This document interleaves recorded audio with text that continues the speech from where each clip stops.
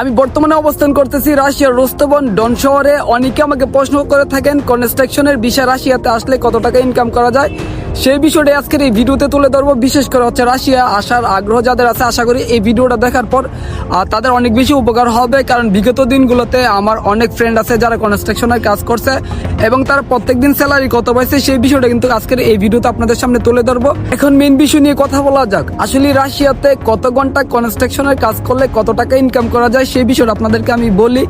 আমার যারা friend circle ছিল যারা কনস্ট্রাকশনের কাজ করছে তারা হচ্ছে আপনার 8 ঘন্টা কাজ করছে, আর এই 8 ঘন্টা কাজের বিনিময়ে হচ্ছে তাদেরকে 3000 রুবল করে দিত। সেই ক্ষেত্রে সব কাজের মধ্যে হচ্ছে 3000 রুবল করে দেয় নাই, কিছু কিছু কাজের মধ্যে হচ্ছে 2500 রুবল, কিছু কিছু কাজের মধ্যে হচ্ছে 3000 রুবল করে দিত। এখানে যেহেতু কনস্ট্রাকশনের কাজের হচ্ছে অনেক ধরনের প্রকারভেদ আছে, এক এক কাজে এক এক রকম স্যালারি দিয়ে থাকে। বিশেষ করে 3000 রুবল 2500 রুবলের নিচে হচ্ছে কনস্ট্রাকশনের কাজ হয় না, বিশেষ করে যারা হচ্ছে বাংলাদেশি কাজ করে থাকে। তো এইখানে যারা উজবেকিস্তান বা তুর্কমেনিস্তান কাজ করে তাদের বেতন হয়ে থাকে আপনার 4000-5000 রুবল করে। আর যারা হচ্ছে মেস তুর আছে তাদের বেতন কিন্তু আরো অনেক বেশি। এখন কথা হইলো এইখানে আপনি কনস্ট্রাকশনের কাজ আমার ফ্রেন্ড সার্কেল যারা করছে তারা হচ্ছে 8 ঘন্টা কাজ করছে, সেই ক্ষেত্রে হচ্ছে 1 ঘন্টা রেস্ট। টোটাল হচ্ছে তাদের কাছ থেকে সময় নিছে হচ্ছে 9 ঘন্টার মতো, মাঝে হচ্ছে 1 ঘন্টা হচ্ছে খানার টাইম দিত। তো এটা আসলেই কাজ করা লাগে না, তখন হচ্ছে খাবার খাওয়ার পর একটু রেস্ট নিত। আর এইখানে 8 ঘন্টা হচ্ছে আপনার একটানে কাজ করতে হবে। খানার আগে আপনার যতক্ষণ কাজ করাবে ততক্ষণ আপনাকে একটানা কাজ করতে হবে। আপনি চাইলে কিন্তু এখানে 5 মিনিট 10 মিনিট রেস্ট নিতে পারবেন না। তারা আপনাকে সারাদিন মনে করেন যে ইয়ার উপরে রাখবে, মানে কাজের উপরে রাখবে। একটু পর পর মনে করেন যে আপনাকে মানে কাজের কথা বলতে থাকবে বা আপনাকে একটু পর পর ওইটা করতে বলবে। মানে এইখানে রেস্ট নেওয়ার মতো কোনো সুযোগ নাই। তাদের অভিজ্ঞতায় আপনাদের সাথে শেয়ার করতেছি। তো বিশেষ করে যারা কনস্ট্রাকশনের কাজে আসবেন, এইখানে হচ্ছে বাংলাদেশে যেরকম সহজ মনে করেন এইখানে কিন্তু এত সহজ না। এখানে আসলে কনস্ট্রাকশনের কাজ খুবই হার্ড। যারা বিশেষ করে কইরে আইছে তাদের মুখ থেকেই শোনা।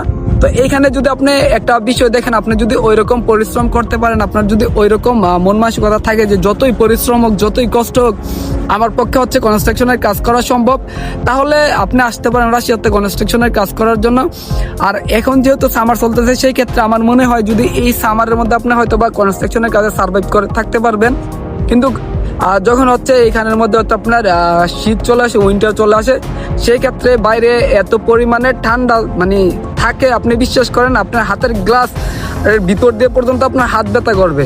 আমার মনে হয় না এজ এ বাঙালি হিসাবে আপনি এখানে কনস্ট্রাকশনের কাজে সার্ভাইভ করতে পারবেন। বিশেষ করে যারা হচ্ছে কনস্ট্রাকশনের বা ওয়ার্কার ভিসা আসে তাদেরকে আপনি জিজ্ঞাসা করলে বুঝতে পারবেন যে এখানে কনস্ট্রাকশনের কাজ অনেক সময় কিন্তু আপনি যেই মানে বিল্ডিং এর মধ্যে কাজ করে আপনি কিন্তু ভিতরে কিন্তু সব কাজ না।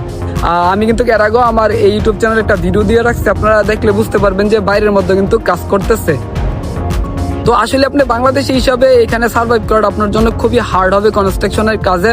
যে আপনারা হচ্ছে অনেক এজেন্সি আছে আপনাকে হচ্ছে গিয়ে অনেক স্বপ্ন দেখাবে যে কনস্ট্রাকশনের কাজে গেলে এত টাকা অত টাকা। আসলে কনস্ট্রাকশনের কাজে হচ্ছে বেতনটা বেশি, কিন্তু এখানে হচ্ছে গিয়ে আপনি থাকতে পারবেন কিনা সেটা হচ্ছে মেন বিষয়। এখন আপনি বেতনের লোভে পড়ে এখানে চলে আসলেন, আসার পরে এরকম মানে শীতের মধ্যে আপনি কাজ করতে পারতেছেন না, সেক্ষেত্রে কিন্তু আসলেই আপনারই লস হবে। আর আমরা যেহেতু এখানে স্টুডেন্ট বিষয়ে আসছি সেই ক্ষেত্রে কিন্তু আমাদের কোনো দরাবান্ধা জব নেই। আমরা চাইলে যেই কোনো কাজ করতে পারবো, আমরা চাইলে কনস্ট্রাকশনের কাজ করতে পারবো, আমরা চাইলে রেস্টুরেন্টে কাজ করতে পারবো। তবে ওই কাজটা কিন্তু আপনাকে মানে আমাদের খুঁজে বার করতে হবে। এমন না যে আমাদের জন্য কাজ মানে পড়ে রয়েছে গেলে আমরা খালি শুধু বললে নিয়ে নিবেন না, আমাদেরকেও এই কাজের জন্য হচ্ছে ইন্টারভিউ দিতে হয় রেস্টুরেন্টের কাজের জন্য। তো সেই ক্ষেত্রে কিন্তু আপনি যখনই এখানে ওয়ার্কার বিষয়ে আসবেন সেই ক্ষেত্রে আপনি চাইলে যে কোনো কাজ করতে পারবেন না, আপনি যে বিষয়ে আসবেন ওই কাজ করতেই হবে। আপনি যদি এখানে কনস্ট্রাকশনের কাজে আসেন সেই ক্ষেত্রে এই কাজই কিন্তু আপনাকে করতে হবে, যতই পরিশ্রম হোক। ওইরকম মন মানসিকতা সেট করে কিন্তু আপনাকে এখানে আসতে হবে। আর এখানে কনস্ট্রাকশনের কাজে যদি আমরা যেহেতু স্টুডেন্ট আমরা কিন্তু প্রত্যেকদিন কাজ করতে পারেন। আপনাকে ভিডিও শুরুতে বলছে 2500 থেকে 3000 রুবল হয়ে থাকে। এখানে যদি আমি 3000 রুবল করে হিসাব করি সেই ক্ষেত্রে কিন্তু আমার হচ্ছে মাস শেষে আপনার হচ্ছে বেতন হইতেছে কত 90,000 রুবল, যেটা হচ্ছে বাংলাদেশের 1.5 লাখ টাকা। যেহেতু আমরা 30 দিন করতে পারি না সেক্ষেত্রে আমাদের যতটুকু প্রয়োজন সেক্ষেত্রে অতটুকু করতে পারি। তবে এখানে কনস্ট্রাকশনের কাজে বেতন ভালোই। আর যেহেতু একজন স্টুডেন্ট হিসেবে এখানে কাজ করলে 3000 রুবল দেয়, যারা তুর্কমেনিস্তান উজবেকিস্তান আছে তার 5000 রুবলের মতো বেতন হয়, সেক্ষেত্রে কিন্তু একটা হিউজ পরিমাণ টাকা। কিন্তু রাশিয়াতে থাকতে কিংবা খাইতে গেলে অত টাকা হচ্ছে কি আপনার খরচ হয় না। মিনিমাম একটা রুবল হচ্ছে আপনার এখানে খরচ হয়, একদম কমই হয় আর কি। তো আমি বলবো আপনারা এজেন্সির মিষ্টি কথায় হচ্ছে কি আপনার কনস্ট্রাকশনের কাজে না আসে আমার মতে ভালো হবে। আরো অন্যান্য কাজ আছে ফুড প্যাকেজিং আছে বা অন্য অন্য অনেক হচ্ছে গিয়ে আপনার ওয়্যার হাউস আছে, এখানে এইগুলোতে আসলে আমার মনে হয় সবচেয়ে বেস্ট হবে, কারণ এইগুলা কিন্তু ভিতরে কাজ, ঠিক আছে। তো কনস্ট্রাকশনের কাজ বাইরে হয়ে থাকে, শীতের মধ্যে আসলে খুবই কষ্ট হয়ে যায় এখানে সার্ভাইভ করা। আশা করি আপনারা বুঝতে পারছেন যে আসলে কনস্ট্রাকশনের কাজে বেতন কেমন। এখন আপনাকে মনে করেন একটা এজেন্সি দেখালে কনস্ট্রাকশনের কাজে আপনার মাসে 1,20,000 30,000 হচ্ছে বেতন পড়বে। এখন কথা হলো আপনার ওই টাকার লোভে পড়ে আসছে, যদি আপনি এখানে না থাকতে পারেন আপনার কিন্তু সব কিছুই লস। কনস্ট্রাকশনের কাজ বাংলাদেশে যত সহজ মনে করেন, এই দেশের মধ্যে অতটা সহজ না, এই দেশে খুবই হার্ড। আপনি যদি একটু লক্ষ্য করেন তাহলে দেখতে পারবেন। আমি যদি আপনাদেরকে দেখাই দেন, আমার এই পিছনের বিল্ডিংটা হচ্ছে গিয়ে আমি যখন রাশিয়াতে আসি তখন হচ্ছে কাজ ধরছে, আমি প্রায় দেখছি মোটামুটি তখন হচ্ছে এই বিল্ডিং এর কাজ করতেছে। আর আপনি যদি বিল্ডিংটা দেখেন তাহলে দেখতে পারবেন যে আসলে এই বিল্ডিংটা হচ্ছে কত বড়, ঠিক আছে। তো সেই ক্ষেত্রে কিন্তু এই বিল্ডিং এর কাজ শুধু এই যে ভিতরে এমন না, আমি এখানে আসার পর একটা ভিডিও পর্যন্ত আপনাদেরকে দিছি, আপনারা যদি একটু ইয়া করেন তাহলে দেখতে পারবেন এই আমার ইউটিউব চ্যানেলের ভিতরে।